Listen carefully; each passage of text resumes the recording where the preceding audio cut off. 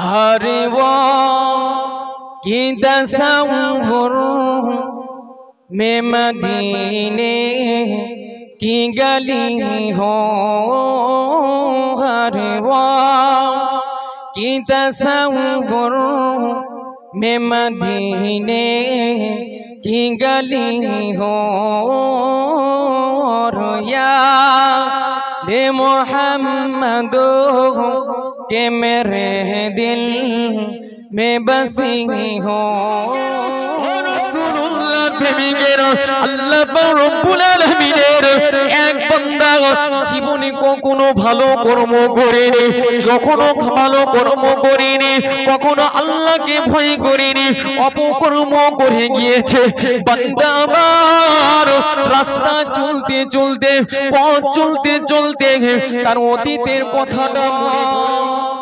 কি তাসাউর में मदीने की गली हो, हर वो की तसव्वुर में मदीने की गली हो, और याद मोहम्मद के मेरे दिल में बसी हो, और याद मोहम्मद के मेरे दिल में बसी हो। एक आश में बन जाओ कि मदीने के मुसाफिर, एक आश में बन जाओ कि मदीने का मुसाफिर, फिर रोते हुए तैबा को बहराते चली हो, फिर रोते हुए तैबा को बहराते चली हो, हर वाह की तसव्वुर में मदीने की गली हो, और याद मोहम्मद के मेरे दिल में बसी हो। एक आश मदीने में मुझे मौत आई, एक आश मदीने में मुझे मौत आई, कदमों में तेरे सर ओ मेरे रूह जली हो, कदमों में तेरे सर ओ मेरे रूह जली हो, हर वाह की तसव्वुर में मदीने की गली हो, और याद मोहम्मद के मेरे दिल में बसी हो। आका का गदा हो जहन्नम तू भी सुन ले,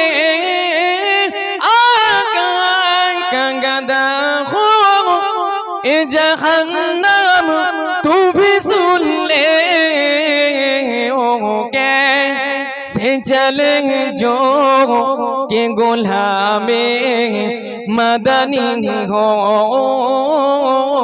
कैसे चले जो के गुलामे मदनी हो, हर वाह की तसव्वुर में मदीने की गली हो, हर वाह की तसव्वुर में मदीने की गली हो, और याद दे मोहम्मद के मेरे दिल में बसी हो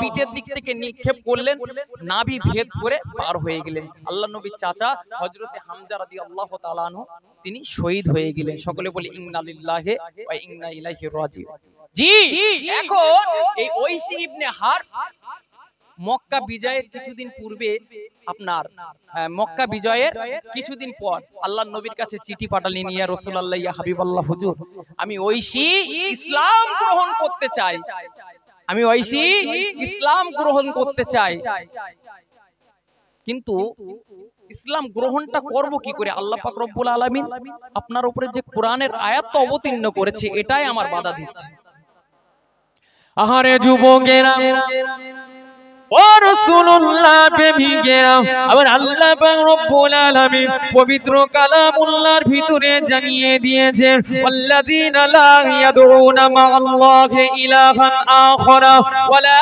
ইয়াকতুলুনান নাফসাল্লাতী হারামাল্লাহু ইল্লা বিল হাক্কি ওয়া লা ইয়াজনুনা ওয়া মান ইয়াফআল যালিকা ইয়ালকা আসামা ও যুবকেরা ও রাসূলুল্লাহ প্রেমিকেরা আল্লাহ পবিত্র কালামুল্লাহর ভিতরে জানিয়ে দিলেন ওগো আমার বান্দা বান্দীরা শুনে রেখে দাও জেনে রেখে দাও আমি আল্লাহ পাক রব্বুল আলামিন আমার সাথে কাউকে শরীক করবে না আমার সাথে কাউকে শরীক করবে না আমি আল্লাহ পাক জানিয়ে দিলাম আমি আল্লাহ যাদেরকে হত্যা করতে নিষেধ করেছে তাদেরকে যথার্থ কারণ ছাড়া হত্যা করবে না নিজের উপরে বেবিচার করবে না আর আমি আল্লাহ জানিয়ে দিলাম যদি তোমরা নিজেদের উপরে অবিচার করে থাকো আমি আল্লাহ পাক যাদেরকে হত্যা করতে নিষেধ করেছে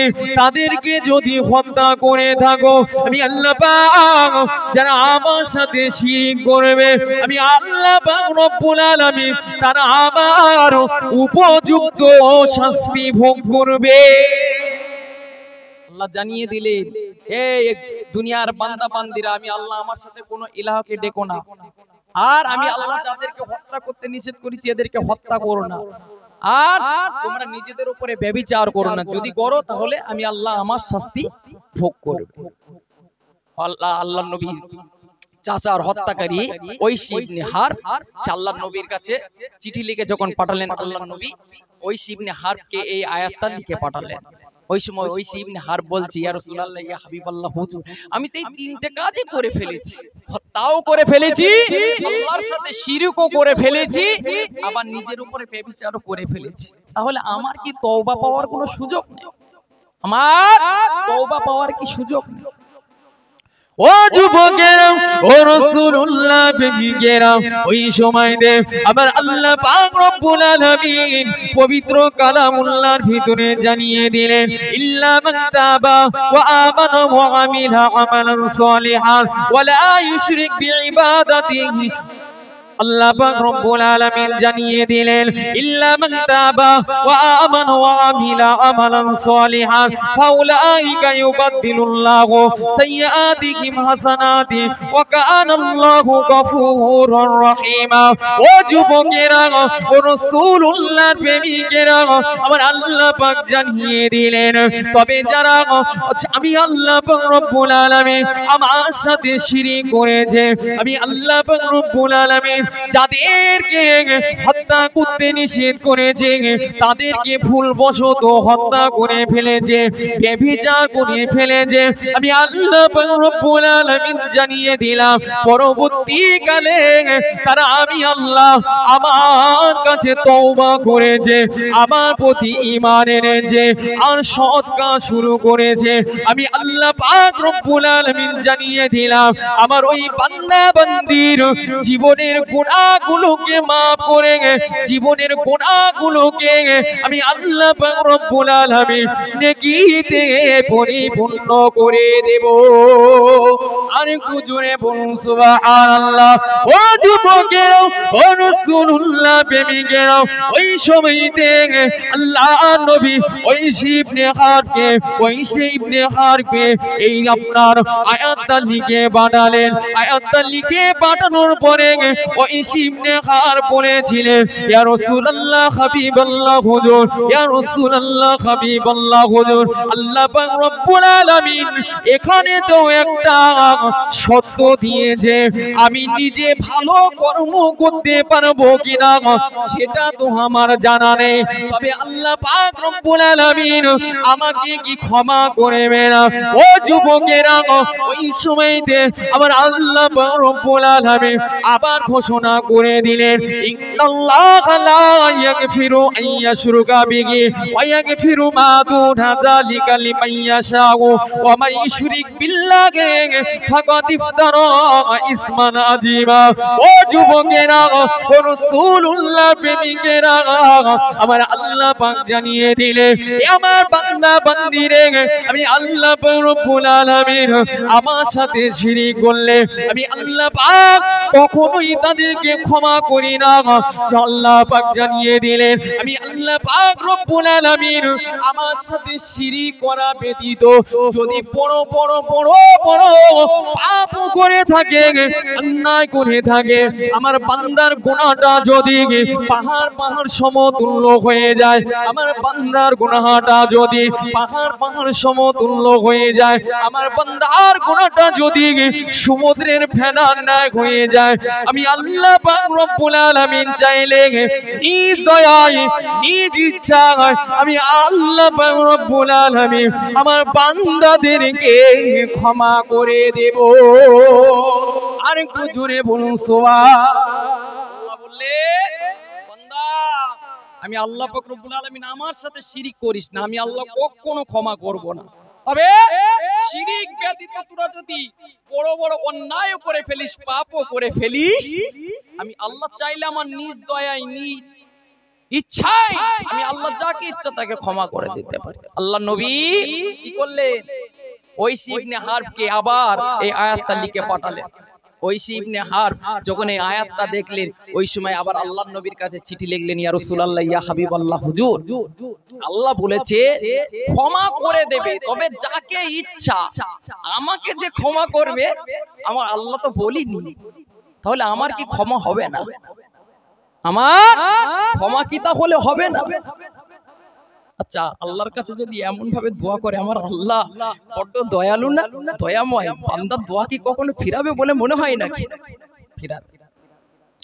ও যুবকেরা, ও রাসূলুল্লাহ প্রেমিকেরা, আমার আল্লাহ পাক রব্বুল আলামিন তার বান্দা যখন এমন কথা বলেন, আমার আল্লাহ পাক রব্বুল আলামিন আমার হাবিবের উপরে পবিত্র কালামুল্লাহ শরীফের একটা আয়াত অবতীর্ণ করে দিলেন। আমার আল্লাহ পাক রব্বুল আলামিন বললেন, কুল ইয়া ইবাদিয়াল্লাযীনা আসরাফু লা তাকনাতু মির রাহমাতিল্লাহ ইন্নাল্লাহা ইয়াগফিরুদ যুনুবা জামিআ ইন্নাহু হুয়াল গফুরুর রহিম। ও যুবকেরা, ও রাসূলুল্লাহ প্রেমিকেরা, আমার আল্লাহ পাক রব্বুল আলামিন জানিয়ে দিলেন, ওগো আমার হাবিব, আপনি আমার কথাটাই বলুন, আপনি আমার কথাটাই বলুন। ওগো আমার বান্দা বান্দিরা, তোরা নিজেদের নফসের উপরে জুলুম করেছিস, নিজেদের নফসের উপরে অত্যাচার করেছিস, পাপ করে ফেলেছিস, অন্যায় করে ফেলেছিস। আমি আল্লাহ পাক রব্বুল আলামিন জানিয়ে দিলাম, আমার রহমত থেকে নিরাশ হয়ে যাস না, কেন না আমি আল্লাহ পাক রব্বুল আলামিন আমি বড় দয়ালু, দয়াময়, গফুরুর রহিম। আমি আল্লাহ পাক রব্বুল আলামিন যদি আমার কাছে একবার তওবা করে থাকিস, ইস্তিগফার করে থাকিস, আমি আল্লাহ পাক জানিয়ে দিলাম, আমার বান্দা বান্দিরে, আমি আল্লাহ তোদের জীবনের গুনাহগুলোকে ক্ষমা করে দেব। আর একটু জোরে বলুন সুবহানাল্লাহ। আল্লাহ পাক রব্বুল আলামিন বলছে বান্দা অন্যায় করেছিস, পাপ করেছিস, ব্যভিচার করেছিস, ঐশী যত চালাকি করে আল্লাহ বলে দাঁড়া তোর চালাকি দেখাচ্ছি, তুই আমার কাছে তওবা করছিস, আমি আল্লাহ তোকে ক্ষমা করব না। আল্লাহ বলছে, আল্লাহ নবীকে বলে দিলেন হাবিব আপনি জানিয়ে দিন, ইয়া ইবাদিয়াল্লাযিনা আসরাফু আলা আনফুসিহিম লা তাকনাতু মির রাহমাতিল্লাহ ইন্নাল্লাহা ইয়াগফিরুদ যুনুবা জামিআ ইন্নাহু হুয়াল গফুরুর রহিম। আল্লাহ বললেন হাবিব আপনি আমার কথাটাই বলুন, হে আমার বান্দা বান্দিরা তোরা অন্যায় করেছিস, অবিচার করেছিস, পাপ করেছিস, যাই কিছু করেছিস, আমি আল্লাহ আমার কাছে চা, আমার রহমত থেকে নিরাশ হোস না, আমি আল্লাহ গফুরুর রহিম তোদের জীবনের গুনাহগুলোকে maaf করে দেব। জোরে বলুন সুবহানাল্লাহ।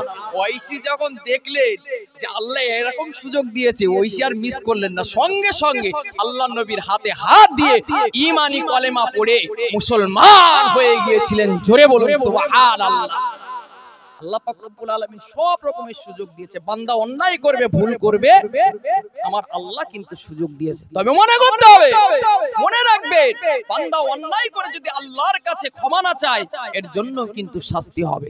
জি, আল্লাহর নবীর সাহাবা, আপনার আল্লাহর নবীর জামানায় একটা রীতি ছিল যে ফজরের নামাজের পর সমস্ত মানুষ একত্রিত হয়ে রাত্রের বেলা কি স্বপ্ন দেখেছে একে অপরকে বলতো, আলোচনা হতো।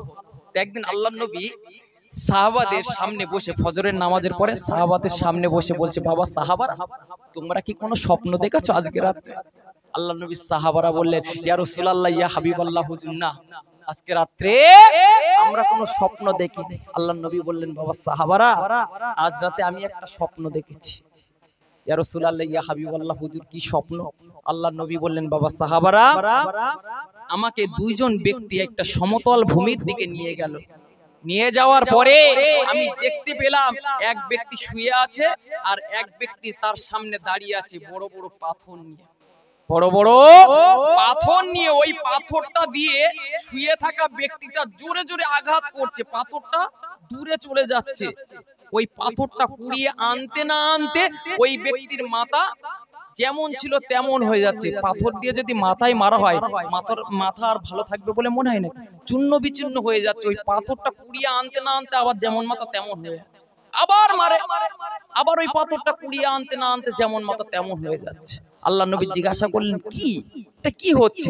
ওই সময় ওই দুজন ব্যক্তি বললেন, ইয়া রাসূলুল্লাহ ইয়া হাবিবাল্লাহ হুজুর আপনি আগিয়ে চলুন।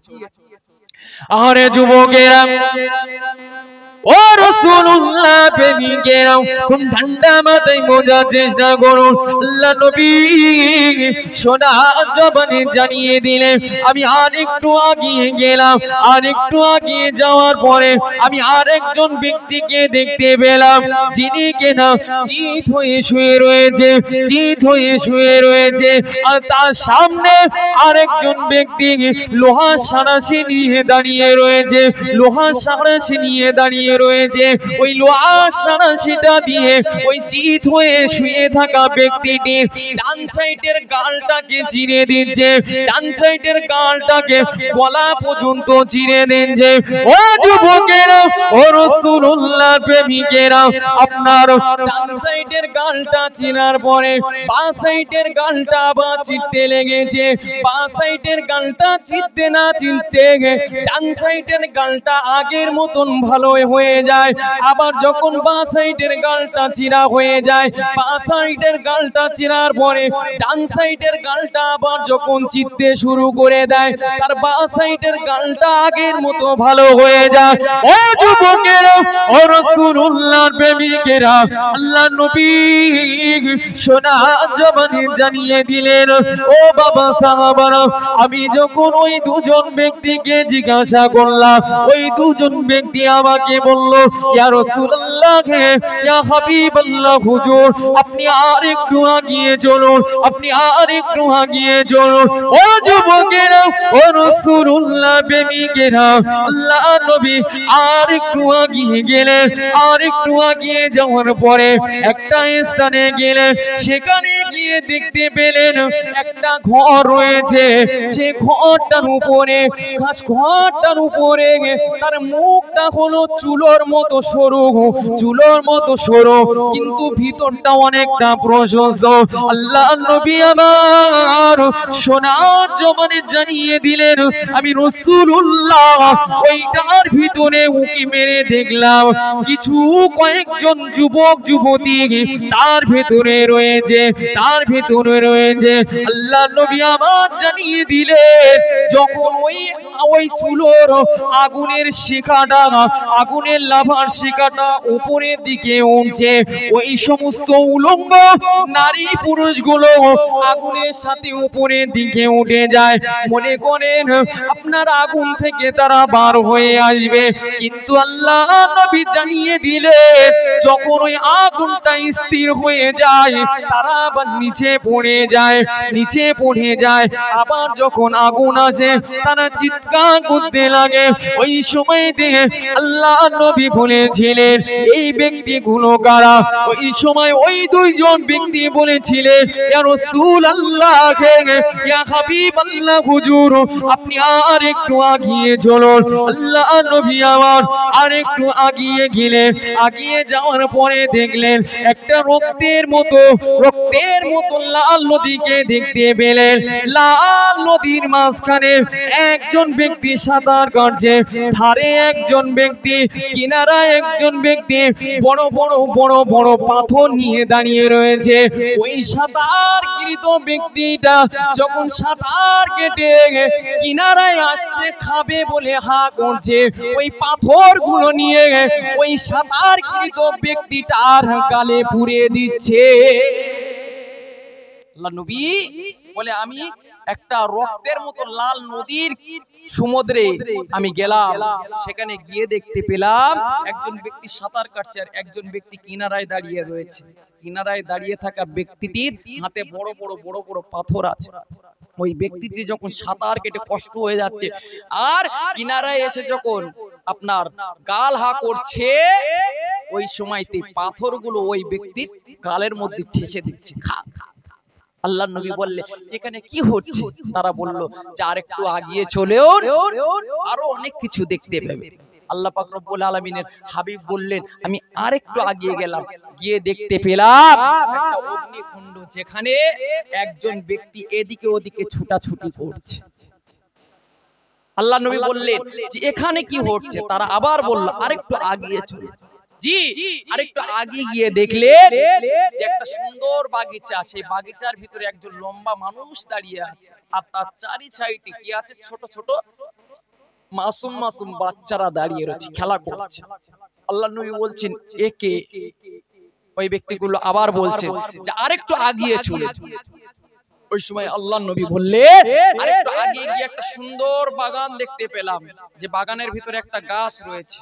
আমাকে গাছে চড়ানো হলো, একটা সুন্দর ঘর দেখতে পেলাম। ঘরটা দেখার পরে আমাকে ওই ঘর থেকে বার করলো, দ্বিতীয় আর একটা ঘরে নিয়ে গেল। সে ঘরটাও খুব সুন্দর, আগের তুলনায় এই ঘরটা আরো সুন্দর। এরপরে আমাকে ওই ঘরতে বার করা হলো। আমি উপরের দিকে তাকিয়ে দেখতে পেলাম মুক্তোর মতো সুন্দর সাদা একটা ঘর। আমি রাসূলুল্লাহ বললাম, আমি কি ওই ঘরে প্রবেশ করব? ওই সময় ওই দুজন ব্যক্তি বললে, ইয়া রাসূলুল্লাহ, ইয়া হাবিবাল্লাহ, হুজুর না, এখন নাই, তবে আপনি প্রবেশ করবেন, কিন্তু এখন নয়। ওই সময় আল্লাহ নবী বললেন, আমি তো আজকে রাত্রে অনেক অলৌকিক ঘটনা দেখলাম, এগুলোর অর্থ কি, এগুলোর মানে কি?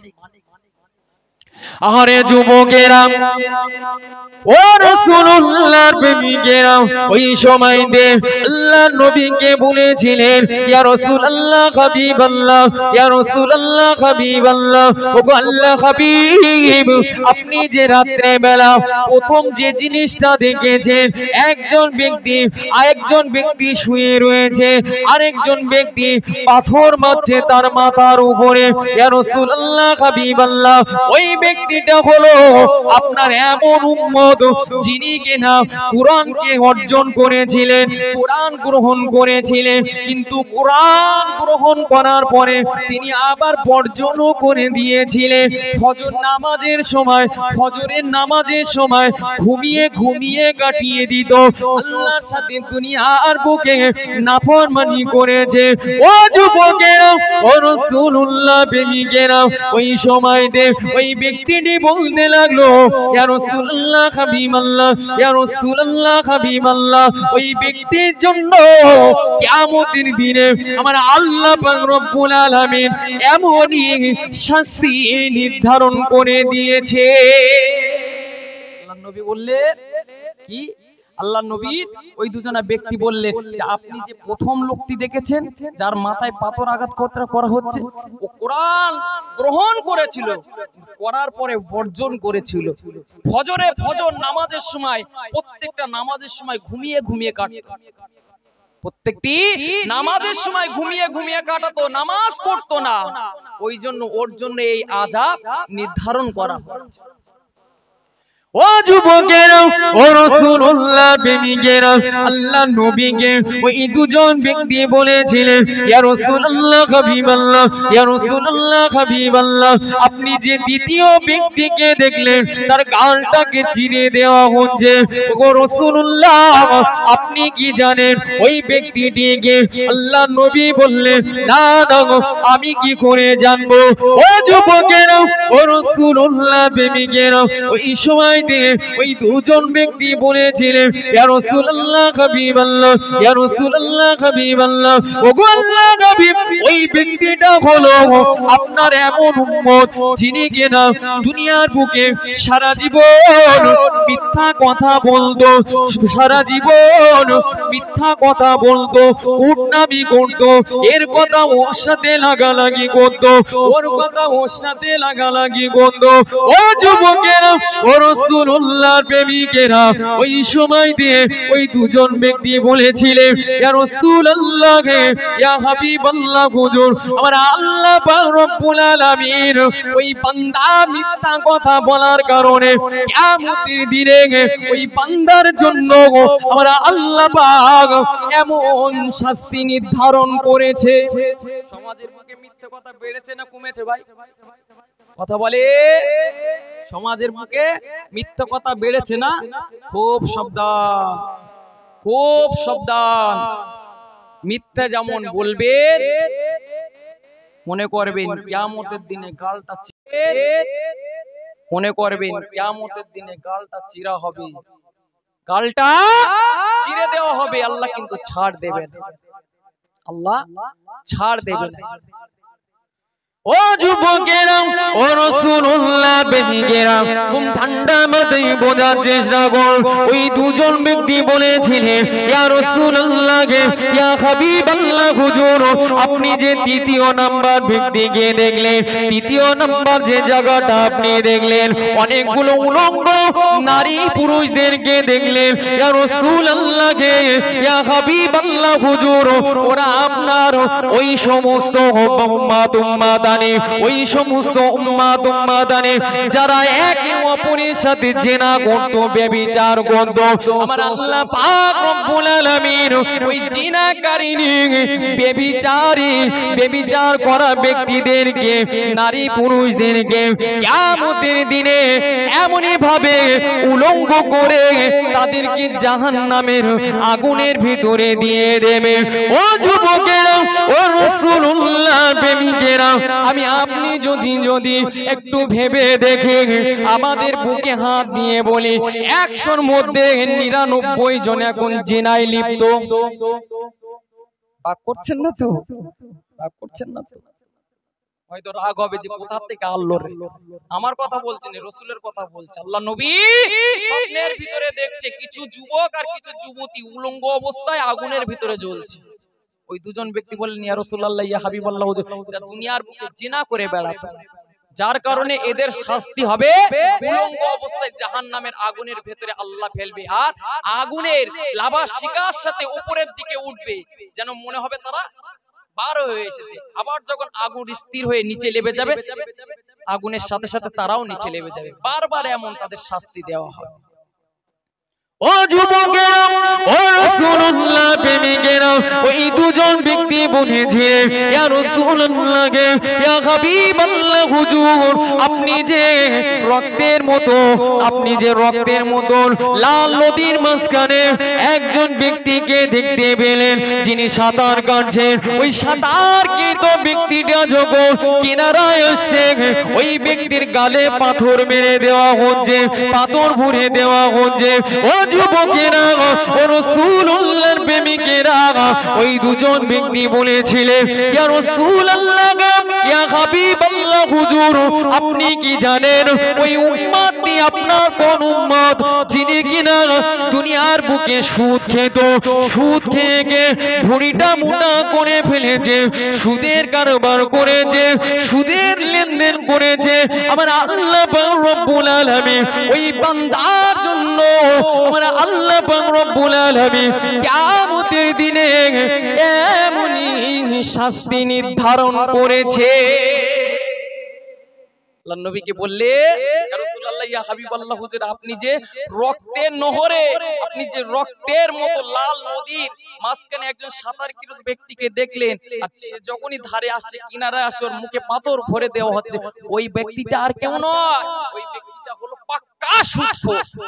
ওর সাথে আল্লাহ কিয়ামতের দিনে এমন আচরণ করবে, ওর সাথে আল্লাহ কিয়ামতের দিন এমন আচরণ করবে। ও যুবকেরা, ও রাসূলুল্লাহ প্রেমিকেরা, ঠান্ডা মাথায় বোঝার চেষ্টা করুন। আল্লাহ নবীকে ওই দুজন ব্যক্তি বলেছিলেন, ইয়া রাসূলুল্লাহ, ইয়া রাসূলুল্লাহ, ইয়া হাবিবাল্লাহ হুজুর, আপনি যে অগ্নিকুণ্ডের ভিতরে একজন ব্যক্তিকে দেখতে পেলেন, একজন ব্যক্তি দৌড়দৌড়ি করছে, ইয়া রাসূলুল্লাহ, ইয়া হাবিবাল্লাহ হুজুর, ওই ব্যক্তিটি আর অন্য কেউ নয়, ওই ব্যক্তিটি হলো জাহান্নামের ফেরেশতা, জাহান্নামের দরওয়ান হযরতে মালিক ফেরেশতা। আপনি যে অগ্নিকুণ্ডের ভিতরে এদিকে ওদিকে ছুটাছুটি করতে দেখছেন যাকে, আর অন্য কেউ না, হলো আল্লাহর মালায়েকা ফেরেশতা হযরতে মালিক। জোরে বলুন সুবহানাল্লাহ। ইয়া রাসূলুল্লাহ, ইয়া হাবিবাল্লাহ হুজুর, এরপরে আপনি যে বাগানের ভিতরে, বাগিচার ভিতরে একজন লম্বা লোককে দেখতে পেলেন, দেখেছেন না? আল্লাহ নবী বললেন, হ্যাঁ। আর ওর সামনে যে সমস্ত বাচ্চাদেরকে দেখতে পেলেন, ওই লম্বা লোকটি হলো হযরতে ইব্রাহিম খলিলুল্লাহ। জোরে বলুন সুবহানাল্লাহ। আর ওই সামনে যে বাচ্চাগুলো রয়েছে, মায়ের পেট থেকে অনেক বাচ্চা আছে না, মায়ের পেট থেকে হতে না হতে মারা যায়, অনেকে আছে মায়ের পেট থেকেই মরা দুনিয়ার বুকে ভূমিষ্ঠ হয়। ওই সমস্ত মাসুম মাসুম বাচ্চা হযরতে নবী ইব্রাহিম আলাইহিস সালাতু ওয়াস সালামের সাথে খেলা করবেন। জোরে বলুন সুবহানাল্লাহ। এরপরে আল্লাহর নবীকে ওই দুজন বললেন, ইয়া রাসূলুল্লাহ, ইয়া হাবিবাল্লাহ হুজুর, ইনি হলেন হযরতে মিকাইল আলাইহিস সালাতু ওয়াস সালাম, আর আমি হলাম হযরতে জিবরাইল আলাইহিস সালাতু ওয়াস সালাম। আমি জিবরাইল আলাইহিস সালাতু ওয়াস সালাম। ইয়া রাসূলুল্লাহ, ইয়া হাবিবাল্লাহ হুজুর, আপনি একটা সুন্দর বাগানের ভিতরে একটা গাছ দেখতে পেলেন, প্রথম যে ঘরটা আপনি দেখলেন, ওটা হলো যারা সাধারণ মুমিন, আল্লাহর অনুগত বান্দা, আমার আল্লাহ পাক রব্বুল আলামিন ওদের জন্য এই সুন্দর ঘরটাকে নির্ধারণ করেছে। জোরে বলুন সুবহানাল্লাহ। আর আপনি যে দ্বিতীয় ঘরটা দেখলেন, ওই দ্বিতীয় ঘরটা হলো যারা শহীদ বান্দা, আল্লাহর রাস্তায় শহীদ হয়েছে, নিজের জানকে কুরবান করেছে, ওটা হলো শহীদ বান্দাদের জন্য। জোরে বলুন সুবহানাল্লাহ। আর উপরের যে ঘরটা আপনি দেখলেন, যেটা আপনি বলছিলেন যে প্রবেশ করবেন, ওই ঘরটা ওটা আপনারই, তবে এখন আপনি প্রবেশ করবেন না, আল্লাহ পাক রব্বুল আলামিন আপনাকে পরে সেখানে প্রবেশ করাবে। জোরে বলুন সুবহানাল্লাহ। খুব সাবধান, ভয় করতে হবে আল্লাহকে। মিথ্যা কথা বললে হবে না, অপবাদ দিলে হবে না, খারাপ কাজ করলে হবে না, আল্লাহকে ভয় করতে হবে। আল্লাহ পাক রব্বুল আলামিনের বান্দারা যদি অন্যায় অপরাধ করার পরেও ক্ষমা চায়, আমার আল্লাহ ক্ষমা করে দেয়। কেন? আমার আল্লাহর কাছে একবার চাইবেন, দুইবার ক্ষমা চাইবেন, চারবার চাইবেন, 10 বার চাইবেন, 100 বার চাইবেন, আমার আল্লাহ কখনো অখুশি হন না, নারাজ হন না। কেননা আমার আল্লাহ পাক রব্বুল আলামিন বলছেন, ফাইন্নাহু কানা লিল আওয়াবিনা গফুরা। আল্লাহ পাক রব্বুল আলামিন বলছেন, আমার বান্দারা বারবার ফিরে আসবে, আমি আল্লাহ আমার কাছে ক্ষমা চাইবে, আমি আল্লাহ ওদেরকে ক্ষমা করে দেব, আমি আল্লাহ ক্ষমাশীল। জোরে বলুন সুবহানাল্লাহ। আরে যুবকেরা ও রাসূলুল্লাহ প্রেমিকেরা, আমার আল্লাহ রব্বুল আলামিন বান্দা বান্দিরা অন্যায় করে থাকে, অপরাধ করে থাকে, পাপ করে থাকে, একবার তওবা করে আল্লাহর কাছে তওবা করে, বান্দা আবার অপরাধ করে, আবার তওবা করে, আবার অপরাধ করে, আবার তওবা করে, আবার অপরাধ করে। এমনই ভাবে আমার আল্লাহ রব্বুল আলামিনের কাছে বান্দা অন্যায় করার পরে ফিরে ফিরে আমার আল্লাহর কাছে গিয়ে তওবা করতে থাকে। আমার আল্লাহ পাক জানিয়ে দিলে, আমার বান্দা বান্দিরে, আমি আল্লাহ পাক রব্বুল আলামিন শুনে রেখে দে, জেনে রেখে দে, আমি আল্লাহ জানিয়ে দিলাম, আমি আল্লাহ পাক তোদের জীবনের গুনাহগুলোকে ক্ষমা করে দেব। আর একটু জোরে বলুন সুবহানাল্লাহ। ও যুবকেরা, ও রাসূলুল্লাহ প্রেমিকেরা, আল্লাহ পাক রব্বুল আলামিনের এক বান্দা জীবনে কখনো ভালো কর্ম করেনি, কখনো ভালো কর্ম করেনি, কখনো আল্লাহকে ভয় করেনি, অপকর্ম করে গিয়েছে।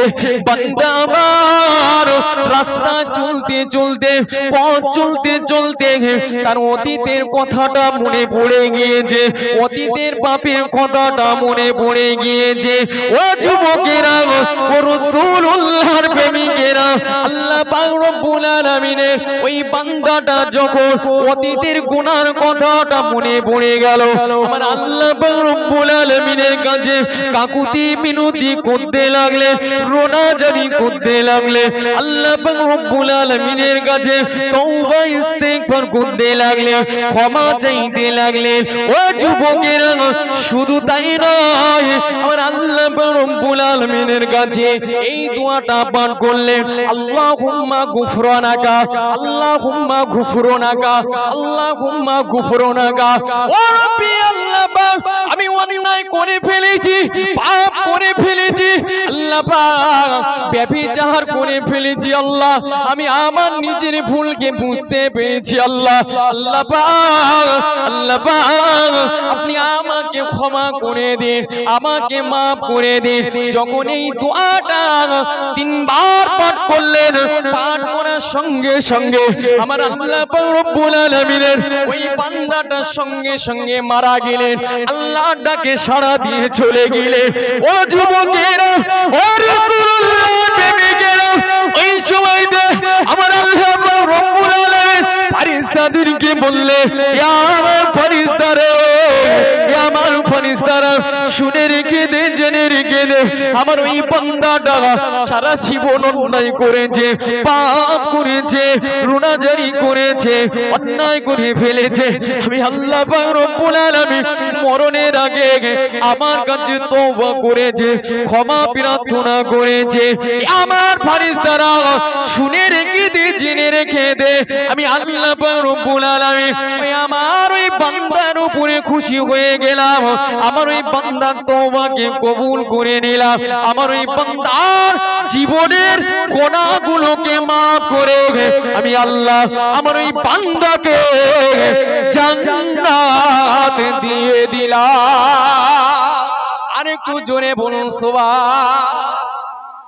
বলছে আমার বান্দা সারা জীবন অন্যায় করেছে, অপরাধ করেছে, পাপ করেছে, আমি আল্লাহর সাথে একবার তওবা করে আমার কাছে এই দোয়াটা করেছে, আল্লাহুম্মা গুফরানাকা, আল্লাহ আপনি আমাকে ক্ষমা করুন। আমার আল্লাহ কত দয়ালু, দয়াময়। আল্লাহ বান্দার গুনাহগুলোকে maaf করে জান্নাত ঘোষণা করে দিয়েছেন। জোরে বলুন সুবহানাল্লাহ। বনি ইসরাইলের একজন বাদশা ছিলেন, জি ওই বাদশার দরবারে একজন আবেদ ব্যক্তির খুব গুণগান করতে লাগলেন। এখন বাদশাটা তার আপ্যায়ন করার জন্য আবেদকে বলল, আবেদ আপনি আমার দরবারে থেকে যান, আপনি আমার দরবারে থেকে যান, কোথাও যেতে হবে, কোথাও যেতে হবে না। এখন এই আবেদ বান্দাটা কিছুদিন যেতে না যেতে বাদশাকে বলছে, বাদশা আপনার সাথে তো আমার খুব মধুর মিলন, খুব মধুর মিলন, আর আপনি আমাকে ভালোবেসে আপনার দরবারে রেখে দিয়েছেন। বাদশা আমি যদি কখনো লোভে